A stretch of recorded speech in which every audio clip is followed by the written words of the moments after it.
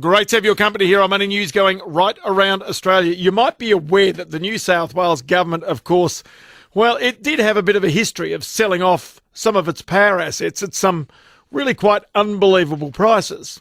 Say, for example, if you go back to the Liddell power station, which now AGL sells will be closed in 2023, given the fact that it was part of a package of a whole lot of other bits and pieces, it ended up being that they virtually paid, well, virtually nothing for it, almost $1, you could argue. Now, in this particular case, there are others around the place who also did brilliantly well in being able to buy assets cheaply that then became worth an awful lot of money. One of those was the Vales Point Power Station. It was sold for barely $1 million. That's on Lake Macquarie in New South Wales. It's been valued at more than $700 million subsequently. But now, of course, AGL wants to close down the Liddell power station from 2023, which does really, in many cases, threaten a serious fundamental risk to Australia and the East Coast's energy grid. It provides 10% of New South Wales power. The problem is it's 50 years old and its boilers and other bits and pieces certainly need a lot of care and a lot of attention to keep them going. But there have been two that have jumped out and say that they would like to consider buying into this. One of them is Alinta Energy, and another one is now Delta Energy as well, which has jumped in here. Now, that's run by Trevor St Baker. Now, he says he could be a potential buyer for the Liddell power station when it's being decommissioned. With Delta Energy, he joins me now on the program. Trevor, many thanks for your time. Hi, Chris. Ross, how are you? Very well, thank you. Some people would suggest this is a bit like buying a 1973 Holden Commodore that's done 300,000 kilometres. Is that exactly the state that you believe the Liddell power station's in right now? Well, it probably is, because it's been a shock to most of the people who spent their lives in the electricity sector trying to provide internationally competitive electricity prices for business and to create jobs, to see this power station being allowed to fall away to nothing, because there's no natural life to a baseload coal-fired power station unless its access to cheap fuel falls away. So in other words, so I was going to say, so with the boilers and all that type of thing, they can all be replaced, I presume, over time. So it's a little bit like saying if you did have a 1973 Holden Commodore, that if you replaced the engine, replaced the wheels, replaced the axle, replaced all the diff, replaced everything else in it, the car would work perfectly well today as it did in 1973. And that's been the way modern technology power stations have been kept alive while ever they can be refurbished, while ever the economic fuel supply is there, and the system needs that cheap electricity fuel. It's much cheaper to refurbish, replace parts as necessary to extend the life. And Vales Point is, and others are just a classic example where as the Australian reported in a conversation they had with me on Friday, we've just, at 40 years old plant, we've just broken the all-time record of the continuous operation of one of our units. And it just goes to show you can maintain that, and we're investing in maintaining Vales Point until it's nominal 50 years. And if it's still required and has a place in the market after that, we've got a plan to increase its life for up to another 20 years, and that's the foreseeable future. But we'll decide on that closer to 2030 when our 50 years is up. So, okay, so tell me, you spent the $1 million buying Vales Point. In hindsight, it was a brilliant deal for your company. But just explain the other thing. How much to date have you spent basically trying to maintain and upgrade that plant to extend its life, to make certain it was viable and could set these operating records that you're doing now?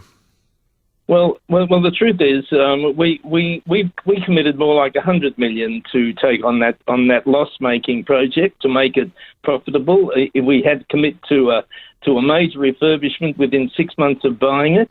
We had to commit to coal contracts that were losing the government-owned enterprise money at the time. We had to commit to those coal contracts for 7 years from the time we bought it, and guarantee to keep all the staff on for at least 4 years. That was the terms under which there was open competitive bidding for someone to buy that, take that off the government's hands. Otherwise, they would have closed it, and we won that bidding process. It then turned out that we could make, the price of the valuation of power stations goes up and down. It's not $700 million now at the present time at all. And that's because of the price of coal. Is that correct? Well, the only reason it went up is because after we bought it, they closed down the northern power station in South Australia, which you tried to actually prevent from happening. You wanted to buy it off Alinta to keep it open in the same way as you've wanting now to buy the Liddell power station. And we did a deal. With Olympic Dam, which they referred to their head office, and they refused to consummate it.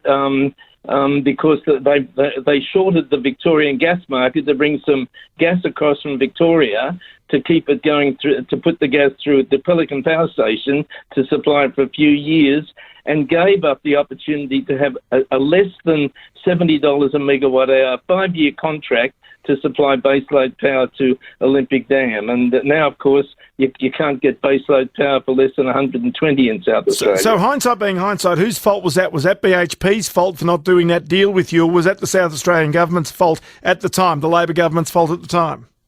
Well, it was the head office of BHP that decided they wanted to spend another 3 months, that the demolition by Alinta couldn't hold up any further. They'd already held it up 6 months. But the South Australian government wasn't at fault. The real fault was the market operator, which was advising all comers and the South Australian government that there would be no problem with security of supply in South Australia if the Northern Power Station closed. And they were subsequently to change that modelling and apologise to the whole of Australia for giving wrong advice. And in the meantime, that station was closed, and a very modern power station, younger than Vales Point, was demolished in what was an act of public vandalism of a public asset. I've got to say, unbelievable. And would it be as bad or worse if the Liddell power station were allowed to close? Well, Liddell power station isn't in as good a state as Northern was at that time, and heaven knows what state it's been allowed to deteriorate into. It looks like one unit must be falling down around their ears because they've committed to close that and put the closure of 3 of the 4 units off for another year, and we don't know where that will go. But when we went to buy the Northern Power Station from Alinta, what they put up for sale was a sidelined company entity that had all the money in the bank escrowed to the government to cover the rehabilitation of the site, and we would have paid a nominal amount and commit $100 million to recommission that power station. Now, if Vales Point comes on the market, if Liddell comes on the market on the same basis, well, we'd seriously have a look at it. It'd be subject to us seeing just what condition the units are in, and furthermore, I would hope there's competition, because Delta and Delta staff and our people are proven developers of new plant, are proven rehabilitators of existing plant, and we'd be a bidder in there. I would hope that there'd be others bidding, as Alinta have suggested, and even perhaps AGL might have a look at doing something. Well, they haven't shown it so far. I'll tell you what, Trevor Baker is the Chief Executive of Delta Energy and a key player if you want to keep your lights on at an affordable price. You'd imagine hearing from that. Trevor, I appreciate your time on the program as always. Thanks, Ross. Thank you.